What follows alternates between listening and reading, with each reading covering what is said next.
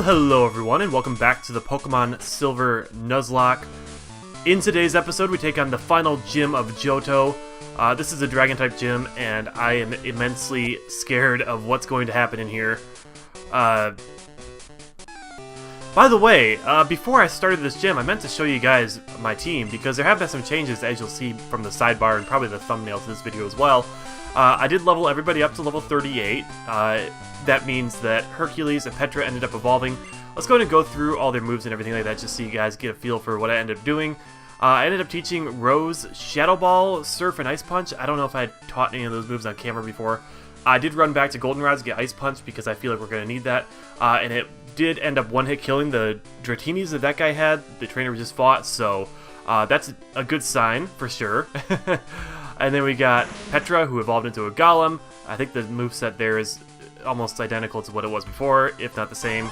Brussels hasn't changed any. I tried to get a Leaf Stone off camera. I did a lot of grinding and just running around trying to wait for the Picnicker to call me, but I didn't get anything, so Brussels is staying a Weeping Bell for now. Jet also evolved and has the same moveset, I believe. And Hercules also evolved, so we had 3 evolutions between episodes there. No new moves on Hercules either, I don't believe. And then Cordelia also got Ice Punch. I taught Cordelia Ice Punch as well. I picked up 2 of those TMs off camera, unless I already had a TM for that. I remember buying a TM for it, but I might have taught that to a Tsunami. Rest in peace, Tsunami. But anyways, we got a bit of a puzzle in this gym. Let's go ahead and take out the trainers first. So far, so good. Haven't had too much trouble with the Dratinis and such like that. Let's see. So we want to grab... Let's go ahead and push this boulder out of the way, and then we gotta push the other one forward. And we'll end up pushing them down a little hole. Kind of reminiscent of what we did in Ice Path. It's also very similar to what you do in the Ice Dungeon. What's the cave called? The cave in Kanto that's between Cinnabar and Fuchsia City. The one where Articuno is. For some reason, I can't remember the name of that cave, but that cave, it's very similar to that kind of puzzle as well. And several of these trainers have Pokemon like Horseys and Seadras, which really are not a problem at all. Brussels makes short work of those guys. It's only once it evolves into a Kingdra, it gains that Dragon type, that the Horsey line gets a little bit deadly. Let's see, so we want to go ahead and, okay. Yeah, this puzzle's pretty simple. I feel like you don't really see puzzles like this after this generation. At least I don't remember seeing them again. Correct me if I'm wrong, though. Okay, so that boulder is completely useless. That's funny. Okay, so we want to head over this way then, and make sure we hit all the trainers on the way, just for that extra little bit of experience. Okay, so that's where we just were, so we didn't miss anybody. And that was our first encounter with a Dragonair, and it actually paralyzed us and took us down quite a bit of health because it has Dragon Rage, which we really got to watch out for. It's not as worrying as it was when we fought the Red Gyarados, but it's still a bit of an issue. I mean, obviously we have higher health now, but yeah. We got one more trainer here to fight, and then we'll be healing up and taking on Claire.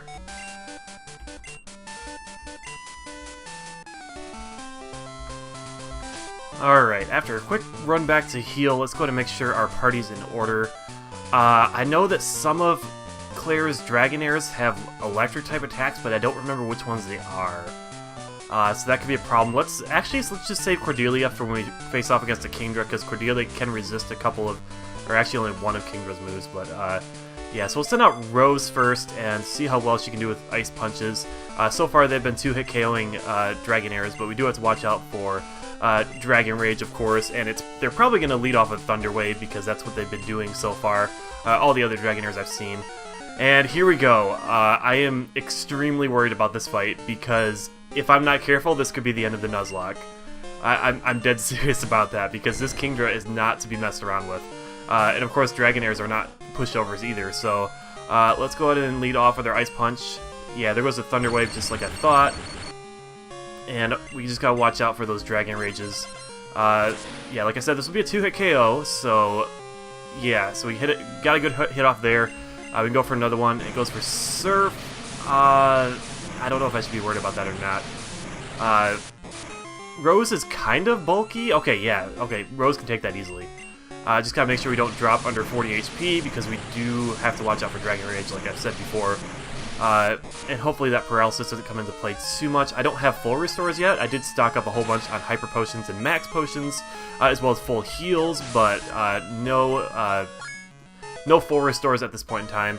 Also kind of sad that we can't evolve Rose in this game. Licky Licky, the evolution for Lickitung, doesn't come about until Generation 4. It would be incredibly useful to have better stats, but I think Rose will do alright. And that's going to be Stab, but it shouldn't do too much more than Surf did, yeah. Not too bad. Dragon Breath also can paralyze you, but obviously I'm already paralyzed, so that's not a problem at all. Just in case there's going to be criticals flying around, which I kind of suspect, I'm going to go ahead and heal up here. And so far, these Dragonairs haven't been too much of a worry for me. Haven't been doing too much damage, so I think we should be okay. It's just that Kingdra, because we have nothing that's super effective against that Kingdra, because the only thing it's weak to is Dragon-type moves. In later generations, it'd be weak to Fairy, but obviously Fairy would not exist for another 4 generations. 3 generations after this? Something like that. Math's not my strong suit. Anyway, so that Dragonair goes down. We're still pretty decent in health. Rose is really pulling her weight right here. So we got one more Dragonair to take out, and like I said, I know one of these has Thunderbolt, or I'm pretty sure it does. So I do want to watch out for that. Obviously the first one did not. Okay. So 2 more Ice Punches and this Dragonair will be down, and then we got to figure out what we're doing for that Kingdra. It would be nice to get a critical there. That would have made things easier. But yeah, Dragon Breath isn't doing too much, but I do believe that Kingdra has much higher stats. And of course. Okay, let's go ahead and heal up again. I really don't want to risk anything. And so far, this has been going a lot better than I thought it would. I thought I would actually be having some trouble with these Dragonairs. But that was before I started taking on the trainers in this gym, and I did fight one Dragonair at this level from one of the gym trainers and didn't have too much of difficulty. So then I realized that, these Dragonairs shouldn't be too much of a problem. In the remakes, Claire actually has a Gyarados, which isn't too bad if you have an electric type, but I don't have an electric type, so if we had gone up against that Gyarados, that could have ended just about as well as the Gyarados in the Lake of Rage did. But anyways, getting Rose out of there now. Rose has done quite a lot of work. She's been my MVP so far for this gym. And against the Kingdra, who do we want to send out? Let's go with Cordelia. I feel like Cordelia has pretty good special defense. Although we do have to watch out for the Hyper Beam, because I know this thing has Hyper Beam. Let's see if we can put it to sleep, maybe. Smokescreen, that's annoying. Yeah, I actually looked up its moveset, and it does know, it knows Surf, and it knows, oh, that stinks. Hyper Beam, yeah, we gotta watch out for that. How much is that gonna do? Not too much, that's not bad, actually. And now it's gotta take a turn to recharge. Oh yeah, okay, we're doing pretty good here. We are doing pretty good. It must recharge, but it's also asleep. But anyways, it has Surf and Dragon Breath and Hyper Beam and obviously Smokescreen like you saw earlier. And let's just keep hitting it with Ice Punches, and we missed. Should we switch out? Do we have somebody who could hit it harder, maybe? How good is Hercules' special defense? Not too much worse than Cordelia. Let's send Hercules out and see if we can do a bit more. Yeah, or Jet might have a strong stab attack too. It's between those two. I'm gonna go with Hercules. Try and get a good Vital Throw off. That should do a bit more damage than Ice Punch has been doing. And of course it woke up. Oh, and I got the Smokescreen off too. That's annoying. Although I feel like Vital Throw always moves second, and I kind of feel like it doesn't miss or something like that. It has some kind of like little bonus to it. So I guess we'll see here. Yeah, so that went and hit. That hit, so that's good. And that did a decent chunk. We might only need one more of those. But here comes a Surf. That's gonna get stabbed and might do a decent amount of damage. Let's just cross our fingers and hope for no criticals.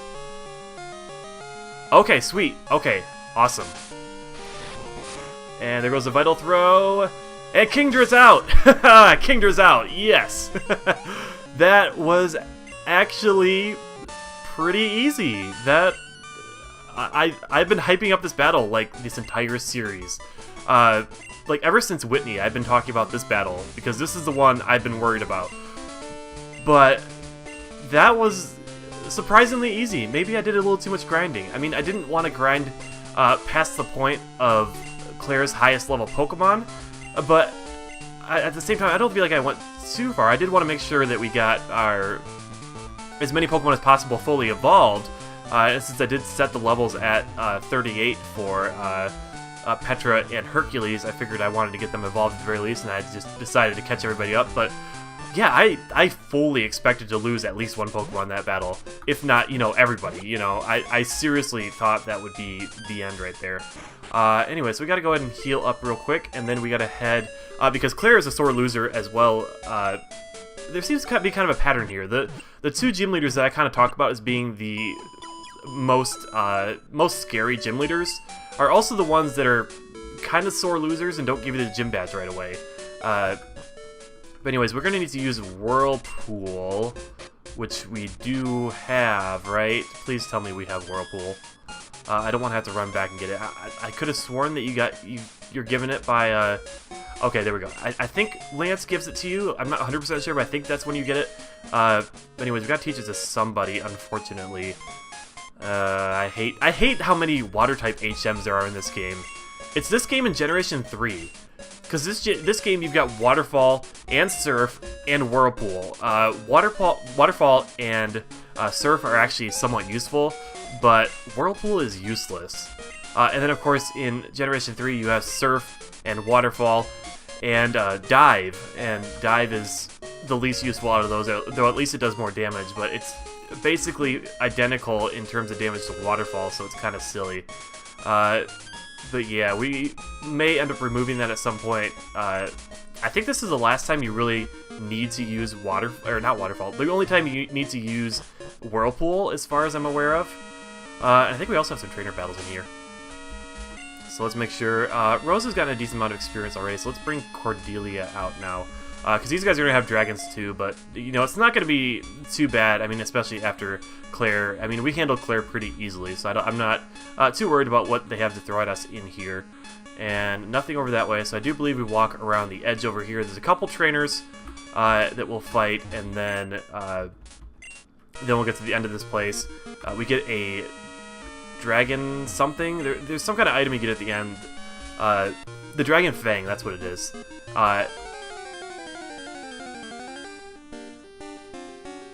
Well, I guess this is the first Pokemon in this area, so we might as well catch this Magikarp. I mean, why not? Okay, so let's just throw a Great Ball, and hopefully just catch it. I don't want to hit it with anything because it'll die. It will be nice to have a backup Water type just in case something happens to Cordelia and we need somebody to use Surf and Waterfall and such. I guess we might have to put it to sleep. I didn't think a Magikarp would break out. I mean, considering. That's Whirlpool. I thought I was clicking on Hypnosis. I moved the moves around a little bit, and I got mixed up there. Oh well, I don't really care too much about Magikarp. We will have more opportunities to catch those. You can find them in just about every pond if you use an Old Rod. So yeah, I'm not too worried about losing that Magikarp. We can always go somewhere else and pick one of those up if we really want one. Although considering what a Gyarados did to my team a couple episodes ago, I don't really think I want a Gyarados on my team. Not really, not this run through. Okay, so anyways, we gotta head over this way. In Crystal version, you actually have to go into that building there and take some kind of test or something, like the Elders of the Dragon's Den ask you basically some questions like, how do you treat your Pokemon? And you could say, with love and respect, or you hate them and use them as tools. And it's like, well, gee, I wonder what the answer is. And I think you end up getting a not a Dragonite, a Dratini with the move Extreme Speed, which is exclusive to that point in the game. Anyways, so after surfing through and killing a couple Magikarps, apparently that means we're worthy of getting the badge. Okay, if you say so. Alright, so there's TM24, which is Dragon Breath. Yep, Dragon Breath. So we may end up teaching that to somebody. I wonder who can learn it. I would guess that Rose can probably learn it, but Rose is already, our designated dragon taker outer. And it would be nice to have somebody else to take on dragons, because we do have to worry about Lance at the end of the Elite Four. Although, to be perfectly honest, there aren't really any trainers after this that I'm especially concerned about. I mean, maybe like, maybe the Elite Four is a little bit high on my concern list, but other than that, the Kanto gym leaders are really not that difficult for the most part. Maybe Blue will give us a bit of trouble. The big one for sure is Red, mostly because of his levels. To be quite honest, his team really isn't that good. I know people tend to hype up Red as like the final battle, like he's the best trainer in the world, but his team's not like great. It's okay, I suppose. But yeah, so I mean, I'm kind of concerned about that, but I do want to I will make sure I grind up enough levels so that we don't just get wiped by his Pikachu or something like that. So anyways, we're gonna go ahead and fly back to New Barktown to talk to Professor Elm. He has something to tell us, and I'm not sure how long this episode has been going on. Obviously, I have a few trainer battles to cut out, so we might end it off after this and do Victory Road and all that in the next episode. And we get the Master Ball here, which we probably aren't going to use for anything. I can't think of any circumstances that I want to use a Master Ball. Unless, like, we run into, like, a shiny Pokemon that has a tendency to run. Like, if we ran into, like, a shiny Aberrant, I might use that, but otherwise I don't really see the point. So let's go ahead and actually surf to the right of New Barktown and get over to Tojo Falls. So next time when we start off, that we will be over there and ready to head over to the Elite Four. Oh, and I guess we get to catch Pokemon here as well. And it's a Tentacool, which is not at all surprising because it's one of the only Pokemon you can find while surfing, other than in some random areas we can find Goldings instead. But we're going to try and put it to sleep here and see if we can catch it. Don't really care too much about Tentacool. Despite it being common, Tentacruel is actually a pretty good Pokemon. I've used it in the playthrough before. It's a pretty solid special defense tank, so I wouldn't mind, you know, if Cordelia ends up going down, which I really hope doesn't happen. If that ended up happening, then at least we'd have a good tanky Pokemon to replace her with. But hopefully we do end up catching this Tentacool.